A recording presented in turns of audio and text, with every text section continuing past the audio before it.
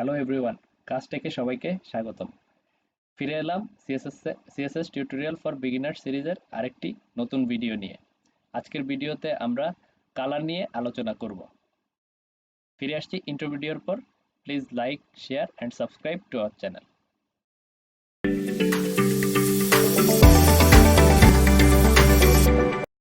চলুন আমরা কোড এডিটরে ফিরে যাই। কোড এডিটরে আমি আগে থেকেই home.html এবং style.css নামে দুটো ফাইল ক্রিয়েট করে রেখেছি, এবং তার সাথে সাথে আমার যে HTML ফাইলটি আছে সেটির সাথে আমাদের CSS ফাইলটিকে লিঙ্ক করে নিয়েছি, যাতে করে আমি আমার CSS এর ডিজাইনগুলো style.css এর ভিতরে লিখতে পারি এবং আউটপুট দেখতে পারি। তো প্রথমে আমি যেটা করব সেটি হচ্ছে আমার এই বডি ট্যাগের ভিতরে একটি h1 নিব। h1 নিয়ে আমি এখানে হেডিং, জাস্ট হেডিং লিখে এটিকে সেভ করব। সেভ করে এখন আমি চাচ্ছি আমার h1 এর একটা ব্যাকগ্রাউন্ড কালার থাকবে এবং আমার যেই হেডিং লেখাটি আছে সেটির একটা কালার থাকবে। তো তার জন্য হচ্ছে আমি আমার এক্সটার্নাল ফাইলে চলে যাই এবং এখানে h1 লিখে আমি হচ্ছে প্রথমে দিব হচ্ছে ব্যাকগ্রাউন্ড কালার। ব্যাকগ্রাউন্ড কালার তো ব্যাকগ্রাউন্ড কালার হিসেবে আমি দিব হচ্ছে হোয়াইট, এবং কালার হিসেবে এখানে কালার বলতে আসলে আমাদের ফন্টের যে কালার সেটি বোঝাচ্ছে। সো কালার হিসেবে আমি দিব হচ্ছে রেড, এবং এটিকে সেভ করব। তার সাথে সাথে আমার চেক করতে হবে আমার HTML ফাইলটা সেভ আছে কিনা। সো দুইটি ফাইল সেভ করার পরে আমি ব্রাউজারে গিয়ে যখন হচ্ছে রিফ্রেশ দিব তখন হচ্ছে আমি আউটপুট দেখতে পাবো। এখানে কথা হচ্ছে আমি যেই আমার হেডিং এর ব্যাকগ্রাউন্ড কালারটি দিয়েছি সেটি হচ্ছে আসলে আমি বুঝতে পারছি না। তার কারণ হচ্ছে আমাদের পুরো HTML যে পেজটা তার ব্যাকগ্রাউন্ডটা হচ্ছে সাদা। সো আমি তার জন্য হচ্ছে আমাদের এই পুরো যেই ব্যাকগ্রাউন্ডটা আছে সেটির একটা কালার দিলে হচ্ছে আমি এখানে ব্যাকগ্রাউন্ড কালারটা বুঝতে পারবো হেডিং এর। তার জন্য হচ্ছে আমি যেটা করব, আমাদের এই বডি ট্যাগের উপরে একটা স্টাইল অ্যাড করতে হবে। তো এই বডি ট্যাগের ভিতরে আমি কি করব, আমি হচ্ছে বডি লিখব। বডি লিখে এখানে একটা ব্যাকগ্রাউন্ড কালার অ্যাপ্লাই করব, ব্যাকগ্রাউন্ড কালার। তো এখানে ব্যাকগ্রাউন্ড কালার দিব হচ্ছে আমি ব্ল্যাক। ব্ল্যাক দিয়ে সেভ করব। সেভ করে এখন আমি যদি আমার ব্রাউজারে গিয়ে রিফ্রেশ করি তাহলে হচ্ছে আমি আমার হেডিং এর যে ব্যাকগ্রাউন্ড কালারটি আছে সেটি হচ্ছে দেখতে পাচ্ছি, যেহেতু আমার বডিতে এখন ব্যাকগ্রাউন্ড কালারটি ব্ল্যাক হয়ে গিয়েছে। তো আমরা আমাদের কিভাবে ব্যাকগ্রাউন্ড কালার এবং টেক্সট কালার দিতে হয় সেটি হচ্ছে আমরা দেখলাম। এখন হচ্ছে আমি আরেকটু কাজ করব, সেটি হচ্ছে এখানে গিয়ে আমি হচ্ছে একটা প্যারাগ্রাফ ট্যাগ নিব, এবং এই প্যারাগ্রাফ ট্যাগের ভিতরে আমি জাস্ট সিঙ্গেল একটি লেখা লিখব, CSS কালার্স। সো এইটাকেই আমি বারবার কপি করে পেস্ট করব, যেহেতু আমার কিছু টেক্সট লাগবে তার জন্য হচ্ছে আমি এই কাজটি করব। সো কন্ট্রোল সি দিয়ে আমি বারবার লিখে জাস্ট আমার প্যারাগ্রাফটিকে পূর্ণ করে নিব। তারপরে আমি কন্ট্রোল S দিয়ে সেভ দিব। এখন আমি যদি আমার ওয়েবসাইটে গিয়ে এইটিকে একটু রিফ্রেশ দিয়ে দেখার চেষ্টা করি তাহলে আসলে আমার যে প্যারাগ্রাফ লিখেছি সেটি আসলে দেখা যাচ্ছে না। তার কারণ হচ্ছে আমার ব্যাকগ্রাউন্ডের কালার এখন হচ্ছে, বডিতে আমরা জানি যে ব্যাকগ্রাউন্ড কালার হচ্ছে ব্ল্যাক, এবং বাই ডিফল্ট আমরা যখন কোনো কালার মেনশন করে দিব না তখন টেক্সটের কালার হচ্ছে ব্ল্যাক পাবে। সো এখানে এই কারণেই হচ্ছে আমরা আমাদের যে আউটপুটটা আছে ওটি দেখতে পাচ্ছি না, যেহেতু দুটির কালারই হচ্ছে ব্ল্যাক। সো আমরা এখানে এই পিটাকে একটা স্টাইল করার চেষ্টা করি।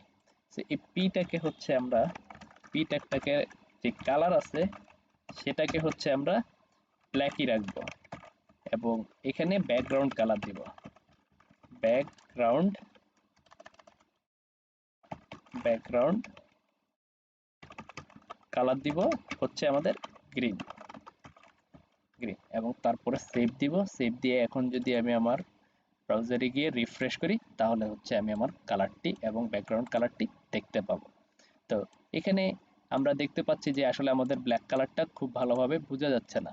তো এটা আমাদেরকে চিন্তা করে নিতে হবে যে আসলে আমাদের কোন ব্যাকগ্রাউন্ডে কোন কালারটি দিলে আমাদের জন্য ভালো হবে অথবা আমাদের ওয়েবসাইটের জন্য ভালো হবে সেটি হচ্ছে আমরা ওইভাবে ডিফাইন করে দিব। সো কালার কন্ট্রাস্টের ব্যাপারটা আমাদেরকে একটু মাথায় রাখতে হবে। তো এই ভিডিও থেকে আসলে আমরা যেটা দেখেছি যে কিভাবে আমরা কালার দিতে পারি, ব্যাকগ্রাউন্ড কালার এবং টেক্সট কালার দিতে পারি। এখন এখানে আরো কিছু কথা আছে, আমরা আসলে এখানে ব্যাকগ্রাউন্ড কালার এবং কালারের যেই ডিফাইনটা সেটা হচ্ছে আমরা নাম দিয়ে করেছি। সো আমরা নাম দিয়ে না করেও আমরা আরো কয়েকটা উপায়ে করতে পারি। সো তার জন্য হচ্ছে আমরা যদি একটু গুগলে যাই এবং এখানে যদি আমরা CSS কালার লিখে সার্চ দিই, তাহলে হচ্ছে আমরা এখানে কয়েকটা সার্চ দেখতে পাচ্ছি। একটা হচ্ছে হেক্স কোড, আরেকটা হচ্ছে সিএসএস কালার কোডস। তো আমরা কালার কোডসে গেলাম, এবং কালার কোডসে গেলে এখানে আপনারা দেখতে পাবেন কালার নেম। তো এইভাবে আমরা কিন্তু নেম লিখে অলরেডি অ্যাপ্লাই করেছি। রেড, অরেঞ্জ, ইয়েলো, অলিভ এরকম দিয়ে হচ্ছে আমরা অ্যাপ্লাই করতে পারি। এছাড়াও আমাদের আরেকটা পপুলার ওয়ে আছে কালার ডিফাইন করার জন্য, সেটা হচ্ছে হেক্স কোড।